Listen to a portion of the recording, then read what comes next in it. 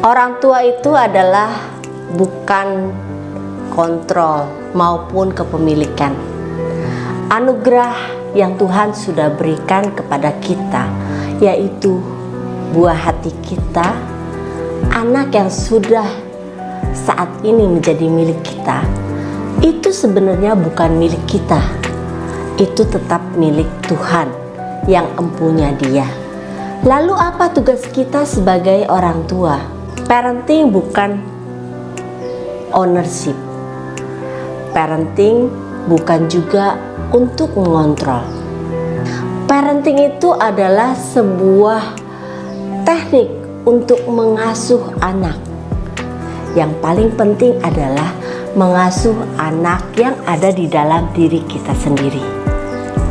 Yang paling penting di dalam pengasuhan adalah, dan umumnya orang sering gagal di sini, yaitu di dalam komunikasi. Mengapa orang gagal di dalam komunikasi? Masalahnya adalah ego. Masalahnya adalah emosi. Bagaimana ego dan emosi ini memegang peranan penting ketika kita berkomunikasi dengan anak. Komunikasi ini terjalin ketika ada hubungan yang baik antara orang tua dan anak. Pasti Anda ingat semua ketika anak masih kecil, pada saat dia baru lahir sebagai seorang bayi yang mungkin belum ngerti bagaimana caranya ngomong sama orang tuanya. Tetapi bagaimana Anda tahu bahwa dia haus, bahwa dia sedang ngompol, bahwa dia mungkin sedang buang air di celana, atau dia sedang marah? Dari mana Anda tahu? Apakah parenting itu sebuah naluri? Kata orang, mitos kalau parenting itu sebuah naluri, karena parenting itu bisa dipelajari. Komunikasi yang sesungguhnya adalah komunikasi di mana kita bisa membangun persepsi kita di atas persepsi orang lain, dan kita bisa memahami maksud persepsi orang tersebut. Jadi ketika mungkin pada saat bayi kita nangis atau tantrum, kita hanya menduga-duga apakah dia ngantuk, atau dia ingin menyusu, atau dia marah, atau dia ingin dekat sama kita. Saya nggak tahu itu jawabannya, kita nggak tahu semua. Tetapi yang pasti semua itu ada ilmunya, semua itu ada tekniknya. Dari mana anak Anda tahu bahwa Anda mencintai dia sementara Anda nggak pernah ada waktu buat dia, sementara Anda nggak pernah menyentuh dia, sementara Anda selalu memarahinya setiap saat? Dari mana Anda dapat mengatakan bahwa Anda mencintai anak Anda sementara anak Anda hanya diasuh sehari-hari oleh pembantu, mungkin eyangnya, sementara setiap hari Anda tidak ada waktu untuk bermain dengan anak dengan alasan, saya mah nggak bisa main sama anak, saya mah bukan tipe yang seneng sama anak-anak. Penting sekali untuk mengenali siapakah anak Anda. Mungkin dari kecil Anda tidak pernah mengajarkan anak bagaimana caranya menangis, bagaimana caranya ketika dia mengungkapkan ekspresi marah, ketika dia berekspresi, sehingga sekarang anak Anda mungkin tumbuh sebagai anak yang suka marah-marah, anak yang malas belajar, anak yang susah dibilangin, anak yang maunya sendiri, anak yang mau menang sendiri, atau mungkin beberapa mengalami gangguan jiwa atau stres berkepanjangan atau depresi, nggak mau lagi bicara dengan Anda, nggak mau lagi percaya dengan Anda, nggak mau lagi bicara apapun, atau bahkan mungkin ada penurunan perilaku, udah nggak mau mandi lagi, nggak mau apapun yang dikasih tahu Anda, pokoknya nggak mau. Pernahkah Anda mengalami situasi seperti ini, di mana suatu saat Anda mengatakan kepada anak Anda, stop, jangan ke sana, berbahaya. Dek, kamu kemana? Jam segini belum pulang. Gak boleh, kamu gak boleh pergi, harus diantar supir. Atau beberapa anak kecil yang mungkin Anda perlakukan seperti seorang dewasa, sehingga ketika dia tidak paham maksud Anda memukulinya, Anda menggamparnya, Anda selepet dia, Anda memarahinya terus-menerus. Lalu timbul luka di hati anak. Apakah ini keluarga yang Anda inginkan?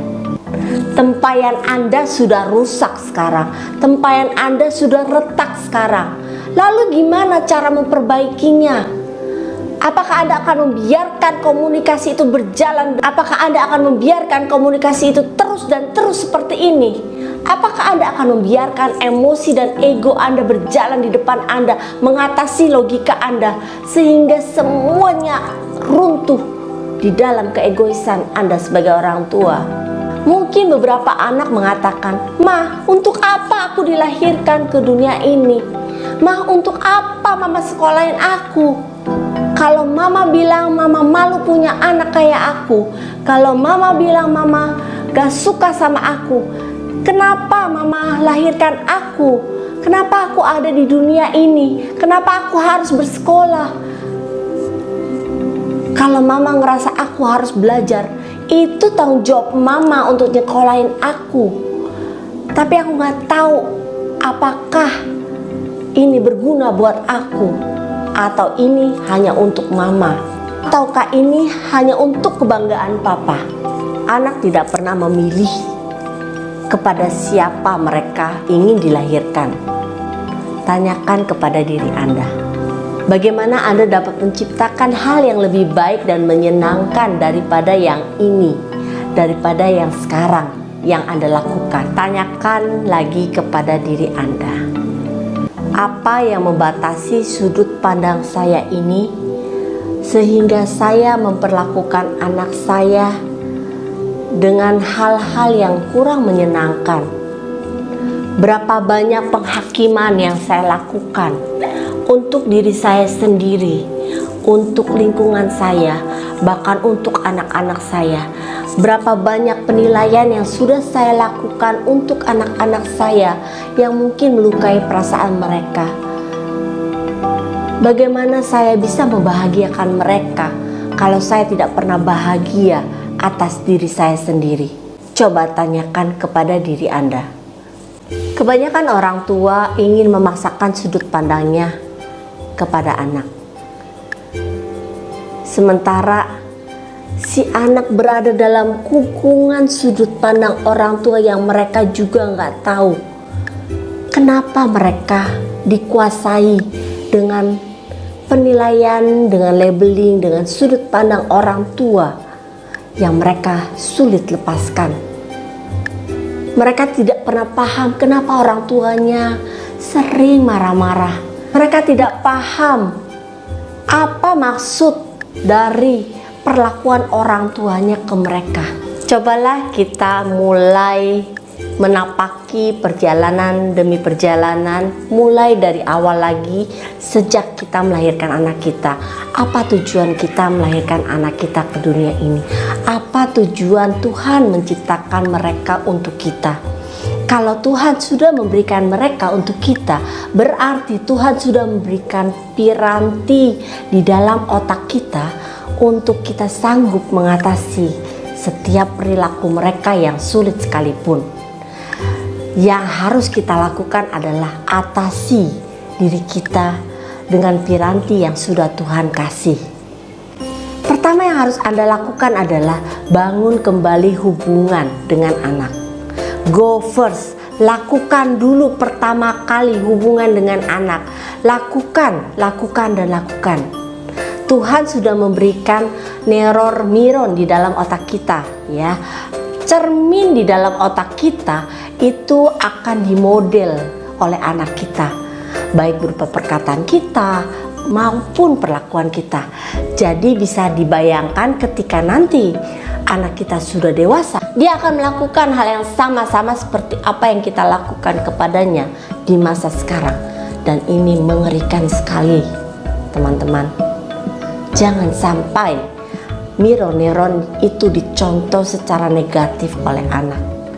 Ubah pendekatan, ubah bonding, lakukan lagi dengan penuh ketulusan, penuh rasa cinta dengan anak. Lepaskan semua ego kita, penilaian kita, masa lalu kita. Dan yang kedua, katakan stop, saya tidak mau lagi berhubungan sama kamu. Masa lalu saya adalah masa saya sekarang dan masa depan saya, untuk saya dan untuk keluarga. Jadi kalau Anda mau bahagia, Anda harus bahagiakan diri Anda sendiri. Yang ketiga, ketika Anda berkomunikasi, jangan lupa yang paling penting adalah bukan isi konten dari apa yang Anda bicarakan, tetapi bagaimana gestur Anda dimunculkan, bagaimana intonasi Anda bekerja, bagaimana Anda membangun suasana pada saat berkomunikasi. Walaupun hanya satu kalimat, tetapi meaningful, tetapi berarti, tetapi membuat anak sejuk, tetapi membuat anak tahu apa arti dari obrolan kita, itu akan jauh lebih penting dibanding konten itu sendiri. Yang keempat, fokus dan fokus. Fokus pada apa yang mau dibicarakan, bukan fokus pada emosinya, apalagi masalahnya. Ketika kita mau bicara, "Nak, duduk di sini dekat mama," dan kita mengatakan, "Nak, jangan jauh-jauh dari mama," itu akan berbeda ditangkap anak. Seringkali kita selalu menggunakan larangan daripada apa yang ingin kita sampaikan ke anak, sehingga yang kita sampaikan tidak sampai ke anak. Yang kelima, dahulukan logika di atas emosi, supaya pesan yang kita sampaikan itu sampai, supaya si neokorteks anak itu juga bekerja, supaya anak paham maksud orang tua apa. Dan yang paling penting, ketika Anda mendahulukan logika, maka Anda mulai bisa melihat berbagai pilihan dan sudut pandang dari anak-anak, dari perilaku anak-anak, dari emosi-emosi yang mungkin nanti muncul dari anak-anak, dari emosi yang muncul dari kita. Pilihan-pilihan itu yang akan membuat kita menaikkan logika kita, menaikkan fungsi neokorteks kita, dan menurunkan fungsi emosi kita.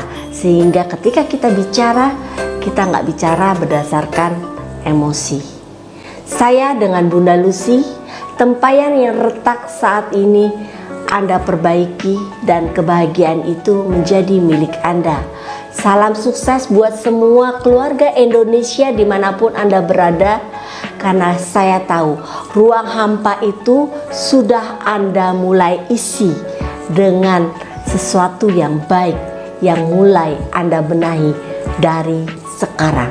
Jangan tunggu 1 menit lagi, apalagi besok, karena anak Anda hanya membutuhkan cinta Anda. Anak Anda hanya membutuhkan kasih sayang dari Anda. Bahagialah untuk Anda dan bahagiakan keluarga Anda, juga anak-anak Anda.